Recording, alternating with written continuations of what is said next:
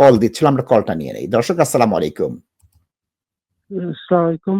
ওয়ালাইকুম আসসালাম। বলুন, প্রশ্নটা বলুন। আমার প্রশ্ন, কোর্ট থেকে বান্ডেল জমা দেওয়ার যদি অন টাইমে জমা না দেয় তাহলে কি এটা হিয়ারিং ডেট পিছিয়ে পড়বে নাকি?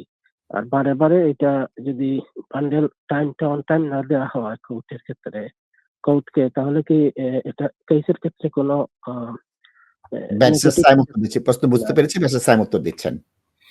অনেক সময়ে আইনজীবী কিংবা তাদের যারা মক্কেল থাকেন তাদের জন্য এক্সটেনশনটা দরকার হয়। অধিকাংশ ক্ষেত্রে আমরা দেখেছি যে এক্সটেনশনের একটা পজিটিভ দিক আছে, তবে কোনোভাবে এক্সটেনশনের কোনো নেগেটিভ দিক নেই। যেমন আপনি বান্ডল জমা দিতে পারলেন না, তারা যে ডেডলাইন দিল কোনো কারণে আপনাকে এক্সটেন্ড করতে হচ্ছে, আপনার এক্সপার্ট রিপোর্টটা আসছে না বারবার, তাদেরকে আপনি রিমাইন্ডার দেওয়া সত্ত্বেও সেক্ষেত্রে দেরি হতেই পারে। আপনি বেশ কিছু এভিডেন্স সংগ্রহ করবার চেষ্টা করছেন যেগুলো crucial to the centre point of the appeal, সেক্ষেত্রে অবভিয়াসলি সেগুলো না দিয়ে আপনি জমা দিলে রিভিউর ক্ষেত্রে একটু সমস্যা হয়। সুতরাং সমস্ত কিছু মিলে বান্ডল জমা দেওয়াটাই ভালো। কয়েকবার যদি এক্সটেনশন হয় এতে আপনার কোনো বিন্দু মাত্র ক্ষতি হবে না।